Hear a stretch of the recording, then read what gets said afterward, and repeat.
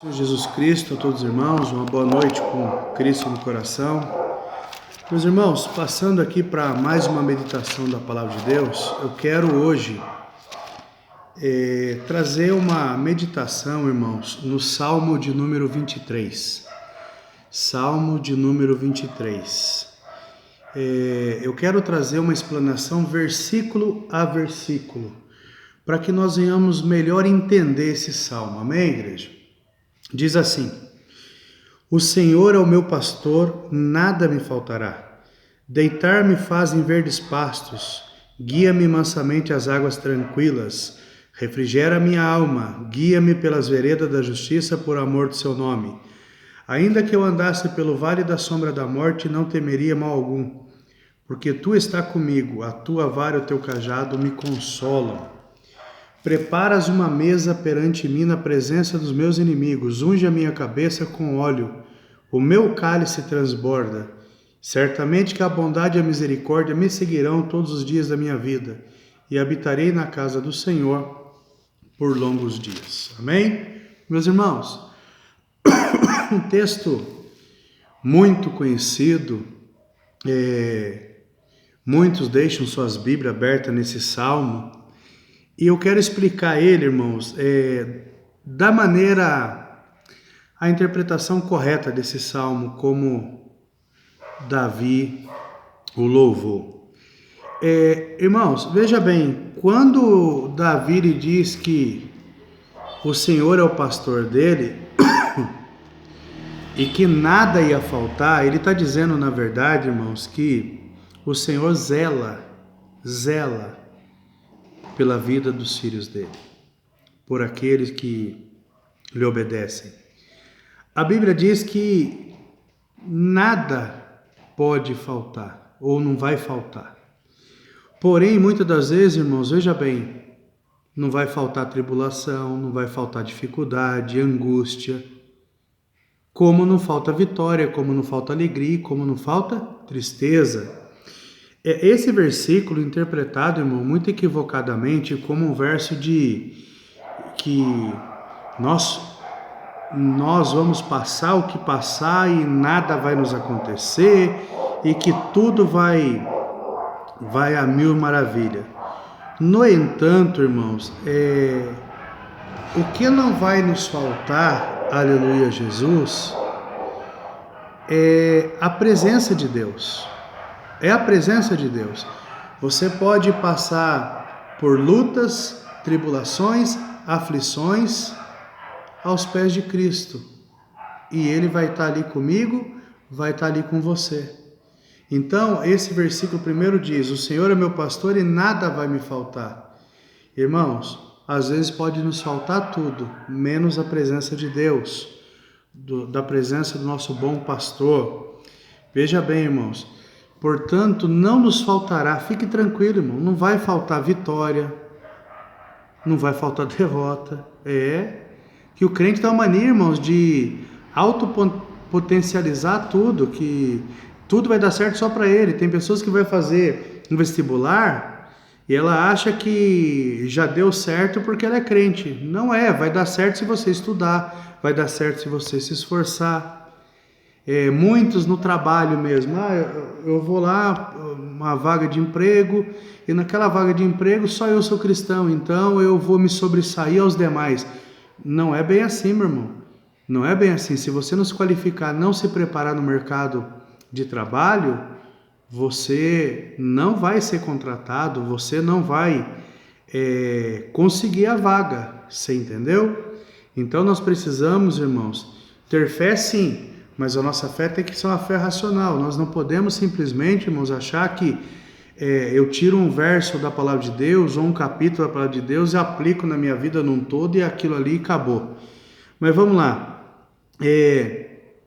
Não vai faltar, irmãos, alegria, não vai faltar tristeza, que a gente também entristece. Mas tem uma coisa, irmãos, nós devemos ter a consciência que o nosso Senhor, Ele zela por nós, Ele cuida de nós. Exatamente isso quer dizer o Salmo 23, verso 1. O Senhor é meu pastor e nada me faltará. O verso 2, veja bem: Deitar-me faz em verdes pastos, guia-me mansamente às águas tranquilas.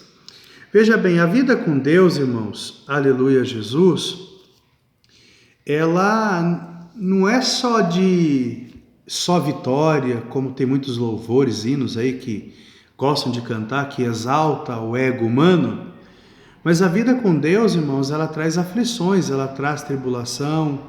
A vida com Deus, ela traz alguns momentos de dificuldade. O próprio Jesus disse isso em João 16:33. No mundo tereis aflições, mas tende bom ânimo que eu venci. Então, veja bem, Deus entende, irmãos, a situação que nós vivemos, e Ele prepara pastos verdejantes para nós. Aleluia, Jesus. Ele prepara as coisas boas no tempo certo também. Mas nós devemos, irmão, tomar cuidado, que às vezes nós queremos só os pastos verdejantes, mas nós devemos saber que esses pastos também, ele com o tempo, ele faz o que, irmãos? O pasto ele pode secar. Aí a gente deve lembrar do verso 1: o Senhor é meu pastor e nada me faltará. Isso é fé, convicção daquilo que tanto pregamos. Versículo 3: refrigera a minha alma, guia-me pela vereda da justiça por amor do teu nome. Veja bem, irmãos, nós precisamos aproveitar os pastos verdejantes e também, aleluia, Jesus, como disse Davi, refrigera a minha alma, guia-me pela vereda da justiça por amor do teu nome. O que é andar pela vereda da justiça, irmãos? O caminho da justiça é muito pouco percorrido, porque ele é espinhoso, ele é, aleluia, Jesus.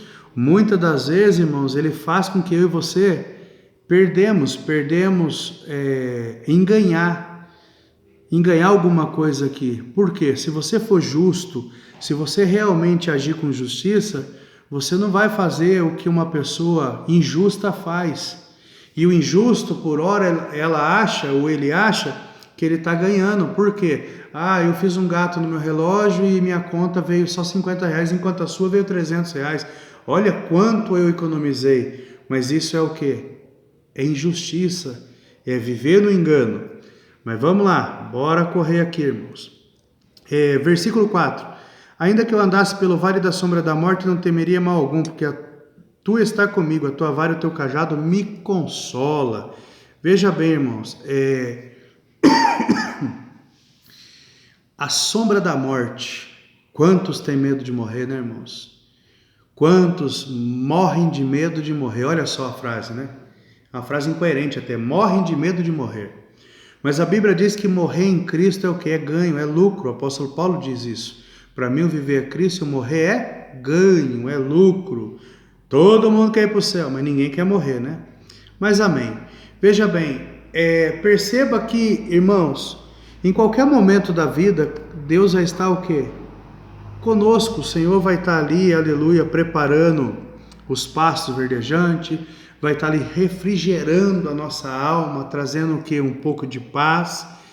E nós vemos que até mesmo na hora da morte, o Senhor estará conosco. Amém? Versículo 5, igreja. Prepara uma mesa perante mim na presença dos meus inimigos. Unge a minha cabeça com óleo. O meu cálice transborda. Irmãos, esse verso aqui, eu ouço muitas pregações, ouço bastante interpretações. Eu não estou dizendo que eu sou o único que interpretou corretamente, mas a Bíblia ensina de uma forma diferente do que muito é ministrado. Muitos utilizam esse versículo aqui, irmãos, para exaltação pessoal ou até mesmo o quê? Uma vingança. Uma vingança, porque prepara uma mesa perante mim na presença dos meus inimigos. A pessoa ela tem a sensação que Deus vai preparar um banquete para ela, uma mesa, aonde os inimigos vai estar do outro lado, aonde a pessoa vai ser exaltada e o inimigo vai ser o que, irmãos? Envergonhado. E não é isso que esse versículo diz. Veja bem, esse versículo, se nós vermos, irmãos, prepara uma mesa perante mim. Mesa é sinal de comunhão. Sabe por quê? Não é qualquer um que senta comigo à mesa para comer. Não é qualquer um que você coloca na tua casa para almoçar ou jantar com você. A Bíblia diz, irmãos, que, aleluia Jesus, mesa é um lugar de conversa, de comunhão, onde você senta, você tem um diálogo. Mesa é um lugar onde só vai sentar com você quem reconciliou com você. Então veja bem, prepara uma mesa perante mim na presença dos meus inimigos. Jesus falou que até para ofertar, irmão, se eu for ofertar e lembrar que eu tenho alguma coisa contra o meu irmão, primeiro eu tenho que ir lá reconciliar com ele, depois eu venho e oferto. Então nós devemos o que, irmãos? Viver a Bíblia, não só pregar. Pregar é fácil, irmãos. Pregar é fácil. O difícil é colocar em prática o que tanto pregamos. Veja bem, antes de sentar na mesa, a gente precisa ter o que, irmãos? Reconciliação. Reconciliação. Porque ele fala, prepara uma mesa na presença dos meus inimigos, unge a minha cabeça com óleo, o meu cálice transborda. Irmão, não tem unção de Deus se não houver reconciliação. Você pode falar em língua estranha, você pode gritar, sapatear, pular, irmãos, revelar, profetizar, mas se você não reconciliar com seu inimigo, isso vai ser apenas o quê? Barulho. Como dizia o meu pastor, vai ser igual o pardal, só faz barulho. Amém? Vamos lá, para a gente finalizar aqui. Versículo 6. Certamente que a bondade e a misericórdia me seguirão todos os dias da minha vida e habitarei na casa do Senhor por longos dias. Veja bem, irmãos, o problema é que nós achamos que o cenário é tudo, mas não é, irmãos. Nós achamos que o cenário, aquilo que a gente maquia, faz ali é tudo, e não é. Em outras palavras, eu quero dizer para você que não importa, irmãos, o que nós estamos passando hoje, se estamos passando pelo vale da sombra da morte, não importa se você está passando uma tribulação, não importa se você está passando uma aflição, mas de uma coisa eu tenho certeza, Jesus está conosco. Ponto. Ponto. Se Jesus está conosco, irmãos, é o que importa. É o que importa. Jesus, o nosso bom pastor. Jesus, o sumo pastor. Veja bem, eu tenho que crer em Jesus Cristo. Eu tenho que crer que Ele vai me dar pastos verdejantes. Eu tenho que crer em Deus, irmãos, quando o negócio não vai bem. Porque hoje nosso testemunho é baseado só naquilo que Deus dá. E se Deus tirar? E se Deus tirar, irmãos, será que nós vamos continuar glorificando o nome dEle? É fácil a gente louvar, irmãos. Se Deus fizer, Ele é Deus. Se não fizer, Ele é Deus.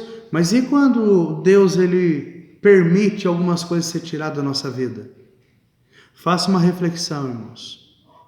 O Senhor é o meu pastor e nada me faltará.